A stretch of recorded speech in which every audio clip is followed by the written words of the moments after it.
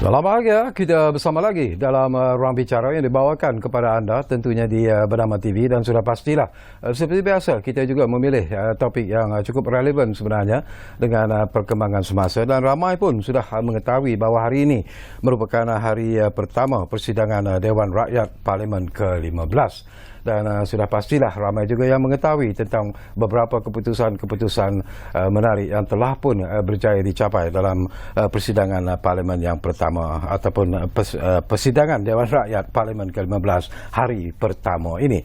Dan inilah isu yang menjadi pilihan kita sebenarnya, iaitu Parlimen, polemik dan realisme undi percaya. Dan dua tetamu yang hebat sebenarnya sudah pun berada di studio ruang bicara ini menemani saya untuk bercakap tentang isu ini.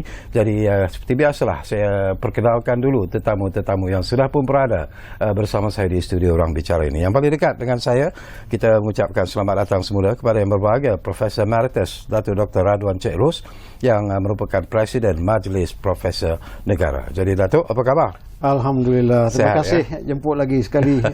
Tajuk ni relevan lah masa sekarang. Betul. Dan kita juga ingin mengucapkan selamat datang ke studio kami di ruang bicara ini, iaitu yang berbahagia Datuk Seri Syamsul Iskandar Muhammad Akin yang merupakan Ketua Setiausaha Politik Perdana Menteri. Wow. Kami ingin mengambil kesempatan ini, Datuk Seri, untuk mengucapkan tahniah di atas pelantikan sebagai Ketua Setiausaha Politik kepada Perdana Menteri. Terima kasih. Perasaan Datuk, apakah ini merupakan satu cabaran yang cukup hebat sebenarnya, Datuk? Sangat besar. Saya masih belajar lagi. Okey. Dan kepada anda yang sedang bersama kami ketika ini, anda juga sebenarnya kami alu-alukan untuk berkongsi pandangan, pendapat atau bertanya apa saja berkaitan dengan topik yang akan kita bincang hari ini di ruang bicara ini. Jadi seperti biasalah, dua talian kami sediakan kepada anda di 0326 97 67 97 dan juga 9726979767 dan juga 0326979768. Saya rasa Datuk, kita bagi peluang lah kepada Ketua Setiausaha Politik Perdana Menteri terlebih dahulu lah. Dia pun jarang-jarang berada bersama kami di ruang bicara ini. Dah lama sebenarnya tak bersama kami di studio. Baik, barangkali ialah Datuk Seri, kita tahu bahawa hari ini Datuk Seri Anwar Ibrahim telah pun membuktikan keabsahannya sebagai Perdana Menteri ke-10 apabila usul undi percaya terhadapnya diluluskan dengan lebih sebulat suara bersetuju. Dan ini merupakan sesuatu yang mungkin ramai juga yang menjangkakan akan berlaku. Tetapi apa pentingnya sebenarnya usul undi percaya ini? Pelbagai pandangan dan pendapat yang dilontarkan. Ada yang kata perlu, ada yang katakan tidak perlu dan sebagainya. Ya, kita lihat apa yang diusahakan oleh Perdana Menteri itu kembali mengembalikan semula demokrasi berparlimen itu di persadanya. Sebab apabila selesai saja pilihan raya, kita melihat tidak ada mana-mana parti yang mendapat dukungan majoriti. Betul. Maknanya rakyat membuat keputusan untuk tidak memberikan mana-mana gabungan itu undi yang cukup untuk menubuhkan simple, mendapatkan simple majority. Akhirnya kita terpaksa bergabung. Bila dalam proses pergabungan itu kita lihat ada mereka yang mempertikaikan bahawa gabungan ini adalah merupakan gabungan yang longgar. Kan? Ada pasukan yang menyatakan mendapat sokongan lebih daripada 112. Tetapi akhirnya apabila proses itu selesai, kita lihat hasrat yang di-Pertuan Agong itu untuk menyaksikan perpaduan dan kestabilan itu berlaku, dapat kita sempurnakan dengan gabung jalin kerjasama di antara parti-parti selepas pilihan raya. Dan apabila timbul pertikaian seperti ini, maka adalah wajar dan pada saya bijaksana untuk Perdana Menteri Datuk Seri Anwar memulakan tugas sebagai khalifah ataupun mengambil the driver's seat, memandu negara ini dengan memberikan gambaran yang jelas, memanfaatkan parlimen, bahawa kita uji di dalam parlimen. Sebab itu kalau kita lihat tadi perbahasan ada ahli parlimen yang pertikai, kenapa dulu tidak dibuat sebegini. Ya. Walhal itu boleh kita manfaatkan, kan?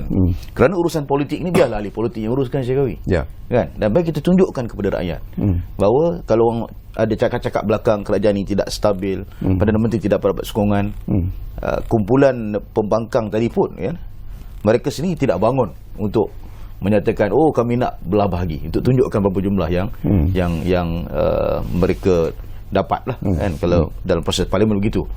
Kalau kita bertegas tentang satu isu, kita nak tunjukkan sokongan dan bantahan kita.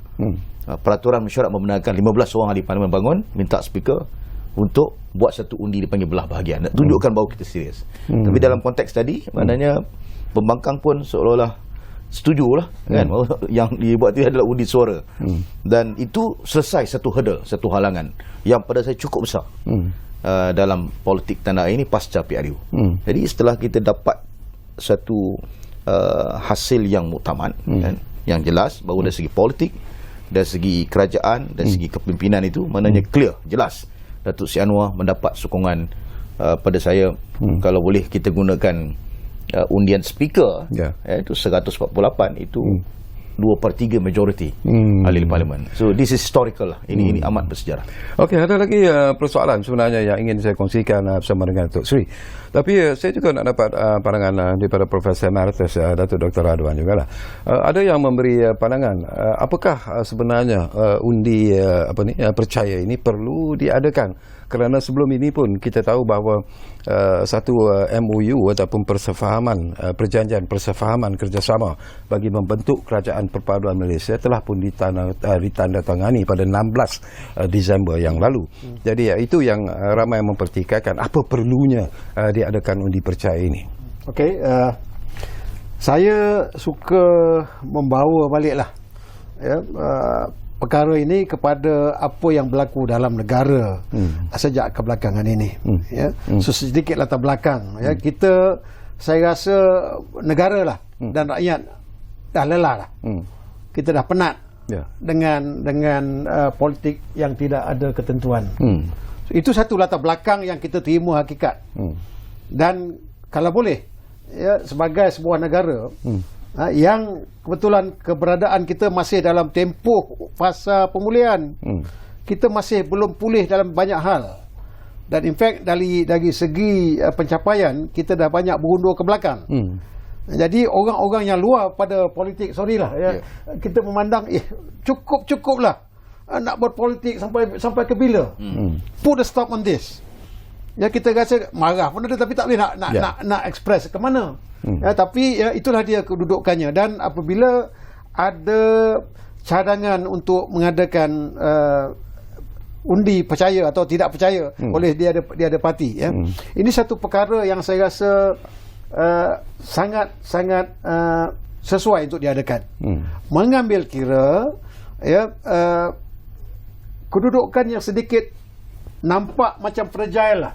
Walaupun dah ada MOU yang dikatakan tadi, MOU itu pun kalau kita lihat, kita ikuti cakap-cakap perbincangan di belakang, seolah-olah macam kenapa kita boleh paksa individu MP untuk mesti memilih, kalau tidak you kena terkeluar.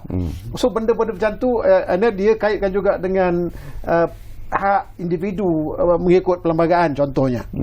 Tapi orang tak faham bahawa yang melakukan MOU ini bukan kerajaan. Yang melakukan MOU itu adalah parti-parti yang bersepakat untuk membentuk kerajaan.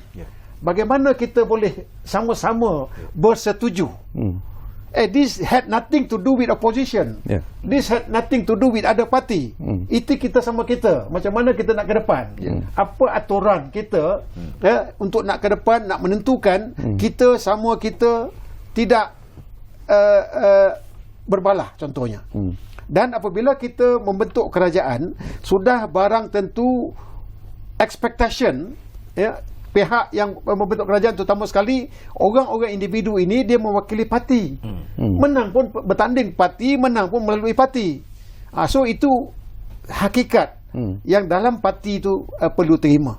Walaupun umpamanya orang akan kaitkan dengan hak individu dan sebagainya, tapi saya sangat percaya bila ada satu usaha untuk membentuk kerajaan dari pakatan kumpulan-kumpulan yang bersetuju untuk nak bersama. Tak kira lah ada orang pertikaikan adakah ini kerajaan perpaduan ke ataupun kerajaan campuran ke, whatever you name it. Saya lihat juga model-model kerajaan perpaduan yang ada around the world. Di Kanada ada, di Italy ada, di Inggris ada, di Germany ada, banyak ada yang masih ada juga pembangkang. Yang masih juga wujud element of opposition itu. Jadi tak sesuai lah kalau katakan perpaduan mesti semuanya termasuk tergabung, tak semestinya begitu. Itu pemahaman apa yang saya baca lah. I'm not a political scientist yang pure. Mungkin Datuk Seri boleh betulkan. Mungkin Datuk Seri boleh. He's a lawyer. Mungkin boleh memberi pandangan berkaitan dengan tapi itulah pandangan saya. Kalau saya dah baca apa yang berlaku dalam around the world, takkan jauh sangat berbeza pemahaman unity government ini. Tapi keadaan unity government ini biasanya diwujudkan dalam keadaan tertentu. Dan dalam konteks Malaysia contohnya, it is already inevitable. Tidak boleh dielakkan. Apabila tadi Datuk Seri kata tak ada orang yang menang. Dan kebijaksanaan, kewibawaan yang yang di Pertuan Agong, yang mempelawa, yang menyeru untuk mengadakan perbincangan. Dan ini satu perkara yang mungkin kita boleh lihatlah. Sebenarnya yang diberi kesempatan itu adalah PH dan juga PN. Tapi saya baca je tengok keadaan ni, apa reaksi PN semasa diberi peluang. Dan sekurang-kurangnya semasa itu saya expect dia orang untuk nak there must be a give and take, there must be ada apa arrangement lah. Contohnya saya ambil 2 tahun, dia ambil 3 tahun, macam tu. They already miss that opportunity lah. So jangan pandang lagi itu benda-benda yang terlepas. Dan tiap-tiap orang ada pendirian masing-masing, dan pendirian itu juga dibina atas prinsip masing-masing. Dan saya apabila mendengar bahawa mereka bercadang untuk menjadi pembangkang yang baik, saya sangat percaya dengan 147 itu, dan ada pembangkang 74 orang, that the best they could have lah dalam negara kita. Bermakna kita ada kerajaan yang kuat dan juga pembangkang yang kredibel dari dua parti, PAS dan Bersatu, yang saya harap akan membacu negara kita. So dua-dua ada peranan. Bila Datuk sebut tentang istilah kerajaan yang kuat, barangkali kita boleh dapat pandangan daripada Datuk Seri jugalah. Keyakinan Datuk Seri sendirilah bahawa dengan wujudnya ataupun dengan selesainya usul undi percaya dan kemudiannya menandatangani MOU dalam kumpulan ataupun mewujudkan kerajaan perpaduan itu sendiri, apakah Datuk Seri merasa yakin bahawa kerajaan akan menjadi begitu stabil dan kedudukan yang amat berhormat Perdana Menteri Datuk Seri Anwar juga mungkin akan berada kepada kedudukan yang lebih selesa dan meyakinkan? Ya, jumlah 148 yang kita zahirkan di Dewan Rakyat tadi boleh kita jadikan sebagai satu panduan bahawa dalam mengurus kepelbagaian politik dalam negara, ahli Parlimen telah membuat satu keputusan bahawa kita mesti memulakan pengalaman politik baru ini dengan memberikan suatu gambaran bahawa pertama is doable. Ianya boleh dilakukan dalam negara kita. Sejak merdeka ini tidak pernah kita alami seperti ini sejak merdeka. Dan alhamdulillah saya harus katakan bahawa ini yang disebut sebagai demokrasi yang progresif, yang berkembang. Kita selamanya kita berada dalam situasi mendapat sokongan satu blok parti saja, dan bukan sekadar satu blok, 2/3 lagi. Jadi sedikit demi sedikit berlaku proses kematangan dalam proses ini. Maka akhirnya kita terpaksa ataupun harus mengakui bahawa pola politik itu berubah, dan mesti ada solution, mesti ada penyelesaiannya. Dan kita harus ingat pilihan raya yang kita sama-sama lalui baru-baru ini, ianya bukan sebarang pilihan raya. Ini satu pilihan raya yang cukup intens. Kempen-kempennya, penggunaan maksimum social medianya, sehingga kan saya bimbang kerana takut kita terbabas. Kempen itu jadi very destructive.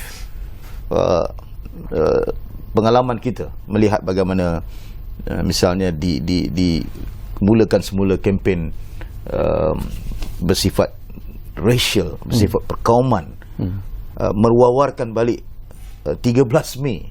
Saya tidak lahir 13 Mei. Saya hanya dengar aja orang cakap dan membaca buku. Jadi kita tidak punya pengalaman. Bagaimana pula anak-anak yang baru-baru ini? Jadi pada saya, perkara ini mesti kita hentikan. Untuk hentikan Syarkawi, dia mesti bermula pada satu platform yang jelas. Jadi yang pertamanya yang harus diselesai rungkaikan ini adalah keyakinan politik. Kerana kita bercakap tentang kepimpinan.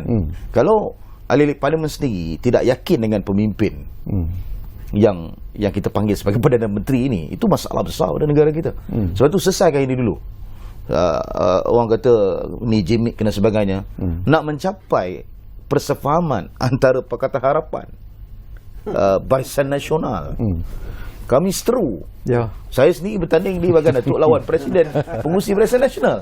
Kan? Jadi nak bagi gambarannya itu. Kemudian GPS, kemudian later GRS dan sebagainya. Warisan. Sekarang pun tahu bagaimana kerasnya Presiden warisan Syafi'i, Datuk Seri Panglima Syafi'i dengan Datuk Seri Anwar. Jadi semua ini harus kita rungkaikan. Bagaimana mekanismenya? Diwujudkan satu suasana persefahaman yang kita panggil sebagai memorandum persefahaman, wujud kerajaan perpaduan. Macam mana nak test? Kita sudah ada perjanjian, dah ada tanda tangan, ada persefahaman. Macam mana nak uji? Kita pergi parlimen. Bagi parlimen buat ujian dan bentangkan kepada ahli parlimen, kerana kita sebagai ahli politik, sebenarnya Profesor sebutkan tadi, bagi kita lah yang urus. Tunjuk kepada rakyat, okay, we are ready. Perdana Menteri Malaysia yang ke-10 telah pun mendapat mandat yang jelas daripada Dewan Rakyat. Sekarang masa untuk move on. Syarkawi, saya teringatlah masa kecil-kecil. Orang kata, orang selalu ejek tu, you kahwin dengan orang yang you selalu usik orang tu, you pelekehkan orang itu, you kutuk orang tu, dia you kahwin dengan orang tu. Itu dalam maknanya tu. Tapi satu persoalan yang saya nak dapatkan pandangan kita ambil tanya dulu ahli politik lah. Ini direct soalan yang berkaitan dengan politik. Bila wujudnya persefahaman seperti ini, ramai yang merasa bimbang bahawa mungkin akan berlaku konflik apabila ada RUU akan dibentangkan, dibincangkan dalam parlimen nanti, dan harapan mereka untuk melihat bahawa parti-parti politik tertentu yang mungkin boleh memperjuangkan RUU ini tidak akan berlaku kerana telah wujud persefahaman itu. Apakah ini mungkin berlaku dalam persidangan parlimen yang akan datang? Ya, dalam kita punya memorandum itu jelas kan, apa-apa usul yang berkaitan tentang undi percaya pada Perdana Menteri ataupun tidak percaya itu, kita nak elakkan benda tidak berlaku. Maknanya kita dah ada persefahaman. Jangan timbul lepas ni ada pula buat usul ni tak percaya pada Perdana Menteri. Ya tak? Yang disebut tadi berkait tentang rang undang-undang. Kita sudah ada mekanisme yang jelas. Apa dia mekanisme yang sedia dalam parlimen? Pertama adalah select committee, jantankuasa terpilih. Dalam jantankuasa terpilih parlimen ini akan ada wakil daripada kerajaan, akan ada wakil daripada pembangkang. Yang dia merupakan satu jantankuasa yang bayangan kepada kementerian. Jantankuasa misalnya jantankuasa keselamatan, jantankuasa antarabangsa, itu bayangan kepada kementerian luar misalnya. Jadi isu-isu rang undang-undang yang terkait dengan kementerian-kementerian ini sewajarnya dari segi mekanisme yang sudah ada dirundingi dengan mereka yang wakil dalam jantankuasa tersebut, supaya tidak timbul soal sebarang rang undang-undang itu diambush ataupun nak bulldoze, kan tak? Jadi apa nilainya pada rang undang-undang itu kalau kita nak bersegera tanpa mendapat input dan pandangan daripada wakil-wakil rakyat ini. Dan sebab itulah pada saya proses reformasi parlimen itu sekarang ini masanya untuk dikembangkan sepenuhnya supaya parlimen, Dewan Rakyat benar-benar menjadi tempat untuk melakukan semak dan imbang kepada eksekutif yang dipimpin oleh Perdana Menteri. Walaupun orang kata ialah ada hybrid kan, eksekutif mengawal parlimen dan sebagainya, tapi itulah sistem yang sedia ada. Kan? Jadi kita sebagai pemain politik, pengamal politik, harus berlaku jujur dengan diri kita. Kalau kita nak negara ini mendapat confidence, keyakinan daripada dunia luar, nak membangunkan ekonomi, mereka harus lihat bahawa dari segi governance, tata kelola kita betul, ada semak dan imbang, mahkamah kita bebas, rule of law itu dipertahankan. Jadi perkara-perkara ini merupakan kalau boleh saya sebut perkataan yang agak ekstrim lah, zikir yang selalu disebut oleh Perdana Menteri. Tata kelolanya, rule of law-nya dan mekanismenya ada. Jadi pada saya beliau telah tunjukkan contoh hari ini. Tak ada siapa pun minta supaya Datuk Seri Anwar bentang undi percaya. Kalau kita tengok sampai Menteri Undang-Undang terpaksa sebut, hormatilah hasrat Perdana Menteri. Kenapa? Sebab dia nak bermula dengan satu foundation atau asas yang jelas. Belum pernah ada dalam sejarah politik tanah air mana-mana Perdana Menteri minta dan desak supaya dibentangkan usul undi percaya di dalam Dewan Rakyat, kerana itu nyawanya. Jadi yang ni pada saya menunjukkan bahawa beliau walk the talk. Maknanya okey, kamu petikai saya. Tan Sri Muhyiddin kata aku ada 115. Okey, kita uji di dalam Dewan Rakyat. Dan kalau ini tak ada timbul isu, jangan bangkit lagi. Kerana kita banyak isu rakyat. Sekarang ni tengah banjir yang teruk. Baru-baru ni kita diuji dengan batang kali. Pelbagai isu. Dan perkara ni perlukan kepimpinan dan apa dia panggil, gerak kerja yang jelas daripada menteri-menteri yang telah pun dilantik dan dipilih. Okey, semakin menarik perbincangan ini, dan saya ingatkan lagi kepada anda yang mungkin sedang bersama kami di ruang bicara ini, anda juga sebenarnya kami beri ruang dan juga peluang untuk berkongsi pandangan dan juga pendapat atau bertanya apa saja kepada kedua-dua tetamu yang berada bersama saya di studio ruang bicara ini. Jadi saya ulangi lagi nombor yang kami telah pun buka kepada anda, 0326979767 dan juga 0326979768. Baik, saya juga nak dapat pandangan Prof Datuk lah. Ada juga yang memberi pandangan dan juga pendapat di luar sana yang mengatakan bahawa dengan wujudnya persefahaman ataupun MOU di antara gabungan dalam kerajaan perpaduan ini, mungkin di Parlimen juga akan memberikan satu kesukaran, terutamanya kepada parti-parti pembangkang ataupun kepada kumpulan pembangkang sendiri, kerana mereka tahu bahawa mungkin juga apa yang ingin dibangkitkan, apa yang ingin dibahaskan itu mungkin akan menjadi begitu sukar sebenarnya untuk dibahaskan secara ikhlas dan terbuka. Tak tahulah pandangan Datuk. Okey, sepatutnya semua pihak perlu menerima hakikat lah. Dah ditentukan begitu rupa. Ya, macam saya cakap tadi, this is not a government punya ni, this is between parties. Kumpulan-kumpulan yang sama-sama bersetuju untuk membentuk kerajaan itu. Jadi ini cara mereka bagaimana untuk nak membentuk kesepakatan dalaman.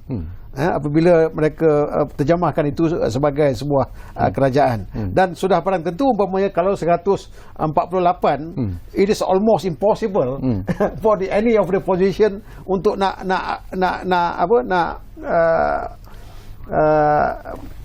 menumbangkan ataupun nak melakukan sesuatu lah. Cumanya apa yang perlu dilakukan adalah saya masih percaya masih ada ruang semak dan imbang, seperti apa yang diperkatakan oleh Datuk Samsul Iskandar tadi, ya. Masih ada ruang itu untuk dimainkan, dan saya percaya semua pihak apabila mereka dipilih untuk menjadi ahli parlimen dan mewakili rakyat, semua ada pentas, semua ada platform untuk nak menyuarakannya. Cumanya dari segi kemungkinan untuk mendapat undi yang menyeluruh, yang itu yang mungkin ialah dah itu bentuknya. dah tak boleh nak dipetikaikan lagi lah. Dan saya percaya perkara itu sebenarnya baik untuk kerajaan, baik untuk negara. Sebab saya percaya sangat mereka meletakkan kepentingan negara dan rakyat melebihi, melampaui daripada kepentingan politik masing-masing. So kalau itu premis yang diletakkan, kita letakkan tadi, saya bagi tahu katakan keberadaan negara yang sangat-sangat kritikal sekarang ini. Kalau kita tengok kepada pendapatan negara pun kita rasa cemas. Our revenue is not that good. Kalau kita nak bayangkan kita nak belanja 372 bilion, berapa pendapatan kita rasa cemas. Ini semua perlukan semua pihak, tak kira lah orang yang bentuk kerajaan ke, pembangkang ke, atau siapa saja pun, dan termasuk umpamanya yang luar daripada kerajaan, orang-orang macam saya umpamanya, akademik ada peranan, orang-orang profesional ada peranan, anggota kerajaan semua ada peranan masing-masing, bukan saja apa yang ada dalam Dewan Rakyat saja. Itu satu perkara yang saya rasa semua rakyat Malaysia perlu ada perasaan tanggungjawab. Ya, untuk sama-sama membawa negara keluar daripada keberadaan kita yang sangat mencabar ini. So, itu harapan kita. Ya, saya difahamkan ada dua pemanggil di talian kita sekarang ini. Jadi kita ambil dulu panggilan yang pertama, Tajudin dari Kelantan. Difahamkan sudah pun ada ataupun bersiap sedia di talian kami. Assalamualaikum Tajudin. Waalaikumsalam. Ya. Datuk. Ya, silakan. Saya nak tanya Datuk Samsul Iskandar. Ya. Tentang MOU tadi. Adakah MOU tadi boleh disu di mahkamah ataupun oleh pihak tertentu yang ingin melawan memorandum tadi? Okey.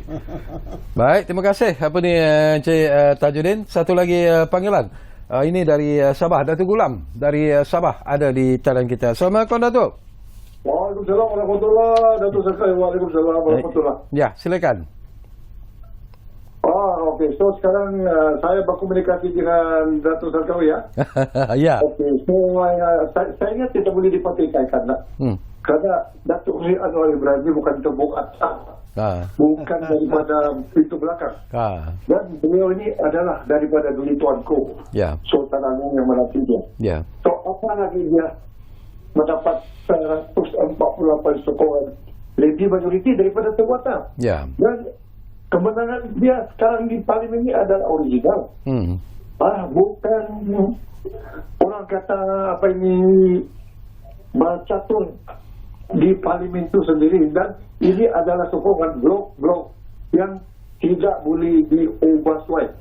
Jadi kita harus sokong kepada beliau. Kerana beliau pernah meneladani Menteri Kawalan sebelum ini adalah sukses negara begitu banyak perempuan. Dan orang di bawah lebih-lebih lagi di bahagian semua dapat tumbuhan yang berlebihan. Jadi kita tidak bolehlah apa ini mengikut tunjuk ajar yang ketiga-tiga Perdana Menteri sebelum ini yang gagal, yang untuk mereka sejak dalam poket mereka sejak yang banyak, saya tidak sokonglah kepada ketiga-tiga Perdana Menteri yang sebelum ini. Hari ini kita cuba 100 hari bersama bagaimana. Sekarang ini sudah sedang dicuba dengan keuntungan sana, banjir sini. Coba kita bayangkan Datuk Seri Adam ini mengeluarkan 12 juta peruntukan untuk generator. Menarik air di mana-mana supaya banjir itu tidak berleluasa. Ini adalah pemikiran kerajaan yang bertanggungjawab, bukan seperti yang sebelum ini. Kerajaan yang masuk poket sendiri. Saya sokong sangat kepada Anwar Ibrahim. Terima kasih. Baik. Ya, terima kasih banyak-banyak apa ni Datuk Gulam. Jadi itu pandangan yang dilontarkan oleh pemanggil kita dari Sabah, Datuk Gulam. Tapi sebelum itu nanti kita akan dapatkan reaksi dan juga jawapan daripada Datuk Seri Samsul Iskandar berkaitan dengan isu yang dibangkitkan oleh pemanggil kita dari Kelantan tadi, iaitu Saudara Tajudin. Tapi apapun, kita berehat dulu buat seketika dan anda jangan ke mana-mana. Kembali semula sebentar saja lagi bersama kami di Ruang Bicara yang kami bawakan kepada anda. Mana lagi? Tentunya Bernama TV. Kita jumpa lagi selepas ini.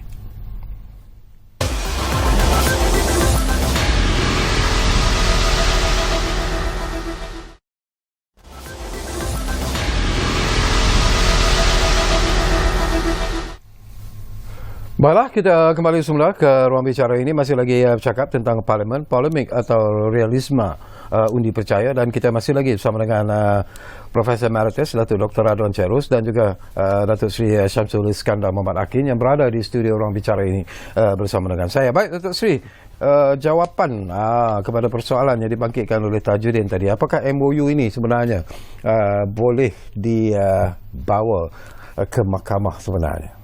Ya, saya melihat pelbagai pandangan dan wacana yang timbul selain daripada apa dibangkit oleh Saudara Tajudin dari Kelantan tadi. Misalnya ada pandangan yang menyatakan bahawa MOU ini tidak mengikut perlembagaan. Ada juga pandangan daripada beberapa peguam yang menyatakan bahawa MOU ini beberapa klausul tertentu itu tidak sah dan sebagainya. Saya lebih melihat dimensi politik, kerana memorandum ini seperti yang kita ketahui adalah satu political document, dokumen politik yang mana dirundingi dengan pelbagai pihak. Misalnya saya nak sebut Pakatan Harapan. Kita punya manifesto.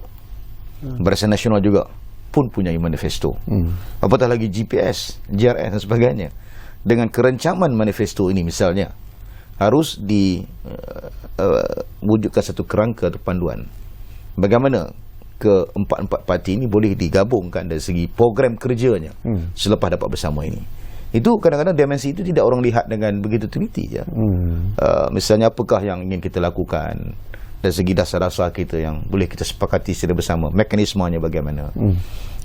Mungkin ada pihak yang melihat secara terus misalnya berkaitan tentang lompat parti dan sebagainya. Saya dah sebut dalam perbahasan saya dulu ketika bahas lompat parti bahawa banyak negara-negara yang ada peruntukan lompat parti ini akan timbul contestation di mahkamah. Itu kebiasaan dalam mana-mana proses demokrasi. Bila kita buat satu undang-undang di dalam parlimen misalnya, tidak menghalang mana-mana pihak untuk mencabar keabsahan undang-undang itu, kan? Mencabar sama ada undang-undang itu mengikut tidak perlembagaan di dalam di mahkamah. Jadi untuk mana-mana pihak, mana-mana parti yang ingin mencabar pula MOU, pada saya tidaklah menjadi satu perkara yang berat bagi kita, kan? Maksudnya hatta undang-undang yang kita gubal di dalam parlimen pun ada juga yang membuat cabarannya, merujuknya kepada mahkamah perlembagaan untuk melihat sama adanya dari segi perlembagaan itu atau tidak. Saya nak beri syarahan ataupun nak berkongsi pandangan malam ini hanya dari perspektif bahawa dokumen ini dokumen politik. Kan? Adakah ianya sempurna? Tidak. Dia tidak sempurna. Kerana ini merupakan pertama kali dalam sejarah politik tanah air wakil-wakil parti merundingi satu perjanjian yang disebut, kalau segi pengalaman saya belajar di Jerman tentang sains politik ni, ialah ni disebut sebagai coalition agreement. Pengalaman di Jerman Syekawi itu normal. Maknanya berlaku perundingan dengan pelbagai parti selepas pilihan raya. Dipanggil sebagai coalition agreement, dan termasuk di dalam itu nantinya diletak portfolio masing-masing dan itu dihormati. Misalnya kalau portfolio luar bandar dia bagi kepada parti A, maka mereka akan hormati mana-mana nama yang dicalonkan oleh parti A. Kerana kita tak boleh cross. Perdana Menteri yang dipilih atau dipersetujui tidak boleh mengambil sikap divide and rule. Contohnya parti A hantar satu nama X, kan? Kita pilih Z, tak boleh. Kerana itu penghormatan dalam parti-parti yang nak kita bekerjasama ini. Jadi pada saya ini bukan satu pengalaman yang asing bagi negara lain. Cuma ini pengalaman yang baru bagi Malaysia. Jadi justru nak harapkan kesempurnaan, memang tak akan ada kesempurnaan. Sebab itu dalam parti saya sendiri, dalam Parti Keadilan yang menjadi teras dalam Pakatan Harapan bersama rakan-rakan yang lain, ada juga ahli parlimen yang membangkitkan perkara ini. Mereka kata mereka akan sokong Datuk Seri Anwar, tetapi beberapa peruntukan di dalam memorandum itu tidak dipersetujui. Adakah kita nantinya akan ambil tindakan disiplin, pecat dan sebagainya? Tidak. Kerana kita harus hargai juga pandangan-pandangan ini, sebab inilah pengalaman kali pertama. Jadi kita harapkan bila masa itu berjalan, orang kata bila masa itu bergulir, maka akan dikembangkan lagi, akan diperincikan lagi beberapa sudut supaya ini lebih kemas, dan insya-Allah ini akan jadi satu pengalaman yang baru bagi rakyat Malaysia. Sebelum itu saya juga nak dapat pandangan Datuk Seri, sebelum saya dapatkan pandangan daripada Datuk Dr. Radwan. Kalau kita lihat semula ke belakang lah, kita imbas kembali tentang the so-called sejarah yang pernah berlaku jugalah. Semasa Perikatan Nasional ataupun PN memegang tampuk kepimpinan negara, ketika itu Datuk Seri Ismail Sabri Yaakob diangkat sebagai Perdana Menteri, ada juga persefahaman ataupun MOU yang ditandatangani oleh PN dan juga parti-parti pembangkang yang lain.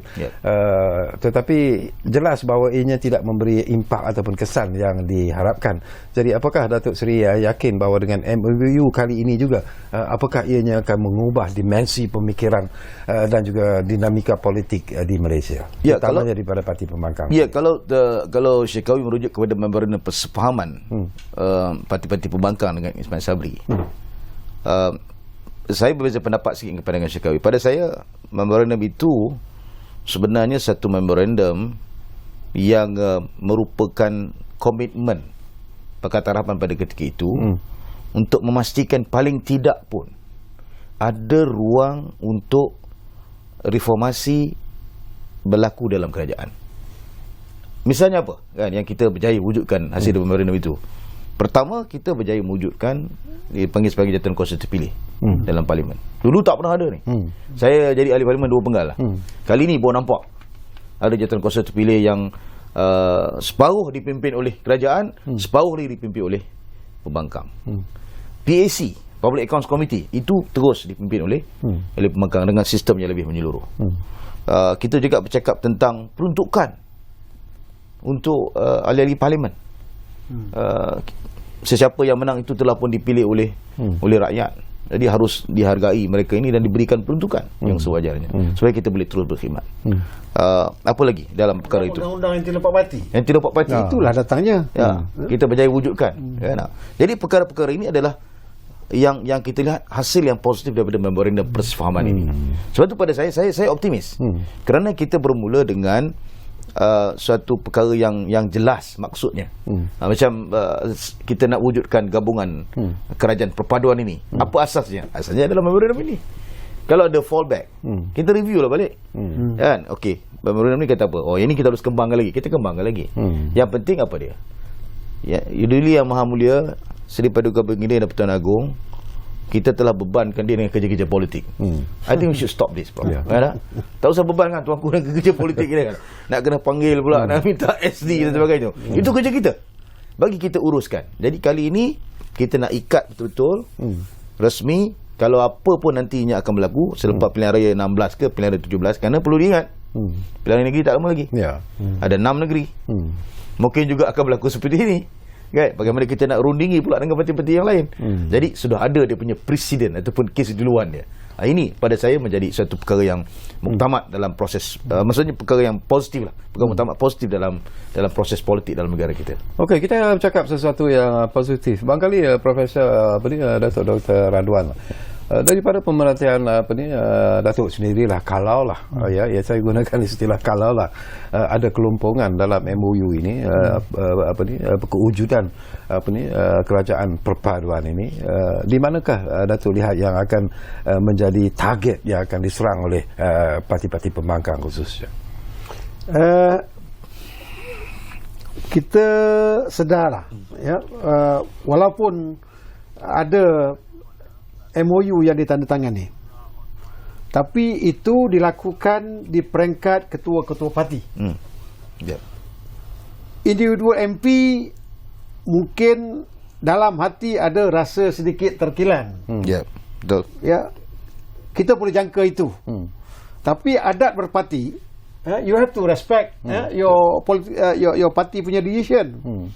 So itu dilema yang dihadapi oleh orang-orang lah. Dan saya tak jangka any of the MP dalam mana-mana kumpulan itu yang akan benar-benar mencubalah. Sebab saya rasa, bagi saya lah, hasratnya sangat baik lah. Yang paling penting itu. Kalau kita gaitkan pemikiran kita kepada kenapa kita lakukan itu, untuk utamanya kestabilan kerajaan yang akan dibina itu. Dan kenapa keberadaan negara yang memerlukan sebuah kerajaan yang begitu. Jadi saya percaya kalau kita guide our thinking based on that interest, saya rasa tak ada yang tergamak untuk nak merobek. Walaupun dari segi perundangan saya nampak memang ada ruang untuk untuk di challenge. Tapi tidak sampai ke peringkat itulah saya jangka. Tak sampai ke peringkat untuk nak menghancurkan persefahaman yang ada. Dan kalaupun ada, kita ada 148. Banyak tu. Kita nak 112 saja.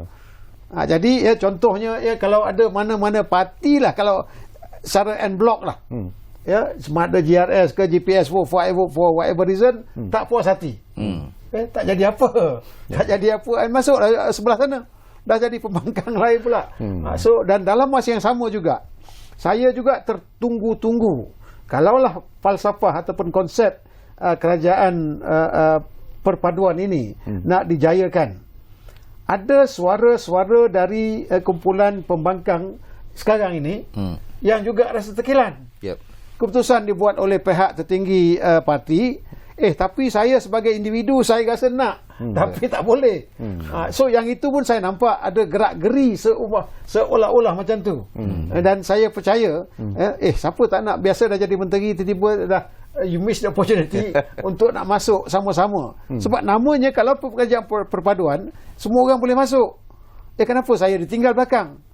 Tak boleh buka pintu balik ke, buka tingkap. So yang itu pun mungkin subject to different interpretation ataupun tindakan-tindakan yang mungkin membuka window-window tertentu untuk nak menghiasi kerajaan perpaduan yang dibina itu. Okey. Baik, kita difahamkan ada satu lagi panggilan di talian kita sekarang ini. Ini mungkin Datuk Seri Syamsul Sikandar kenal lah, iaitu Datuk Wira Osman, bekas speaker Dewan Undangan Negeri Melaka. Ada di talian kita sekarang ini. Assalamualaikum Datuk Wira.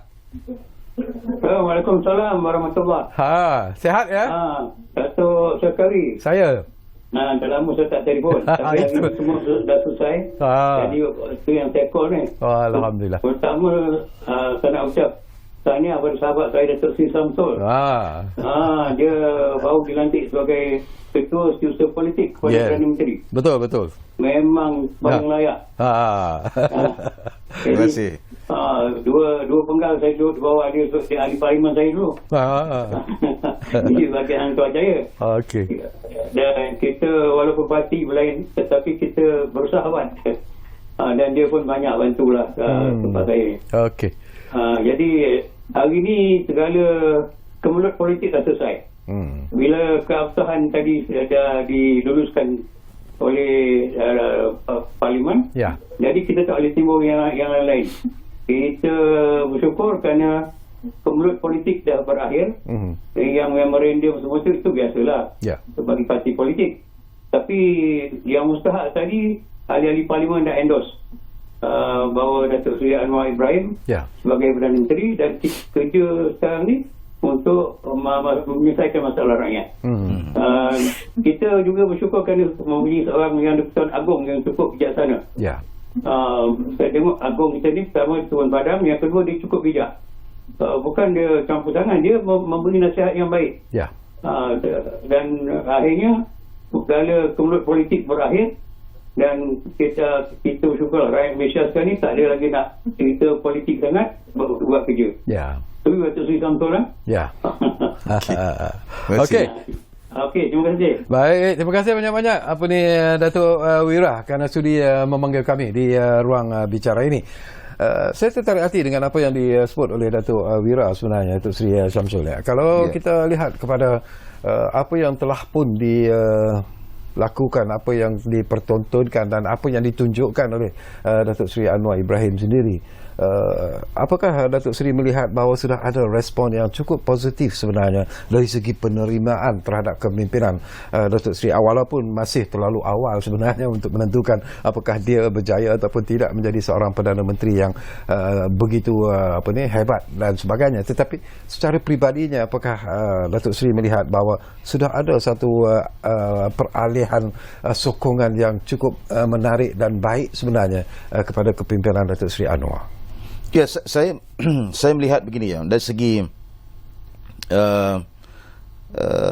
bermula daripada pengumuman pengumuman beliau dipersetujui oleh raja-raja untuk menjadi Perdana Menteri, angkat sumpah dan sebagainya.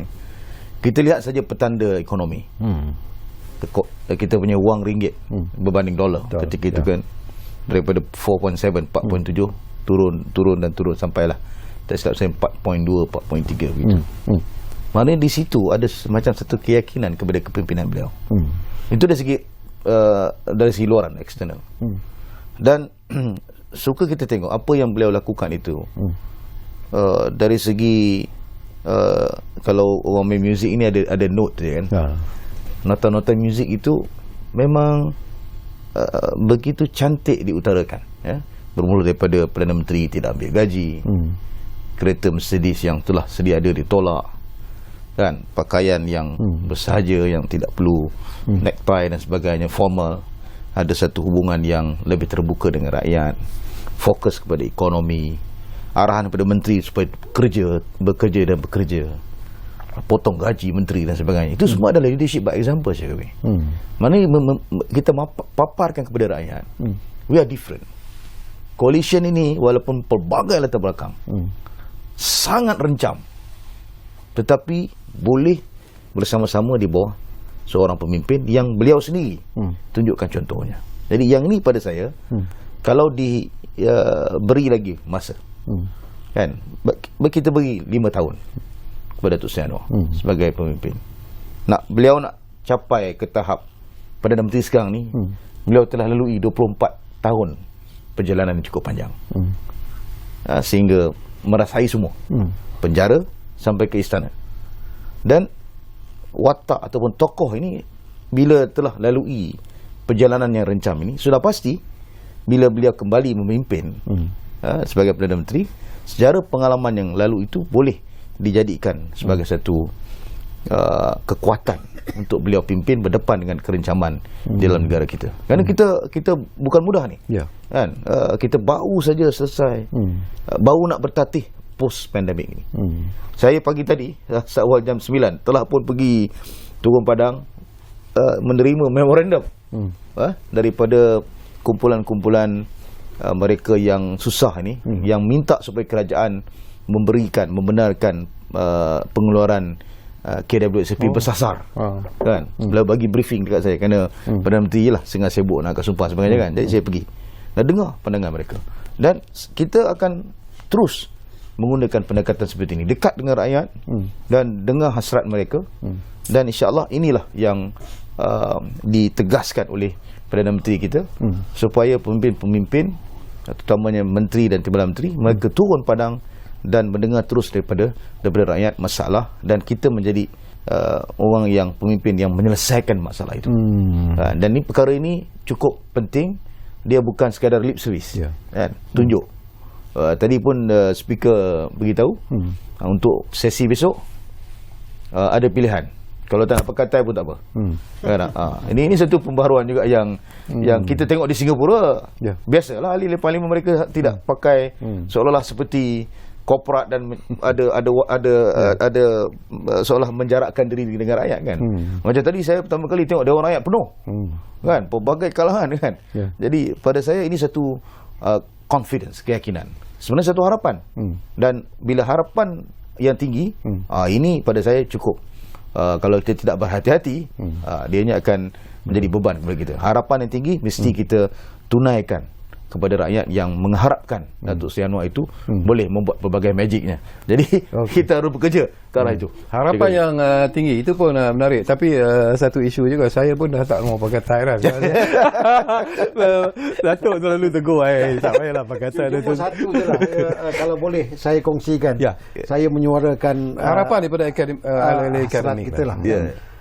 Kita sebagai rakyat dan juga pemimpin lah, kita berhentilah seolah-olah bermain istana pasir.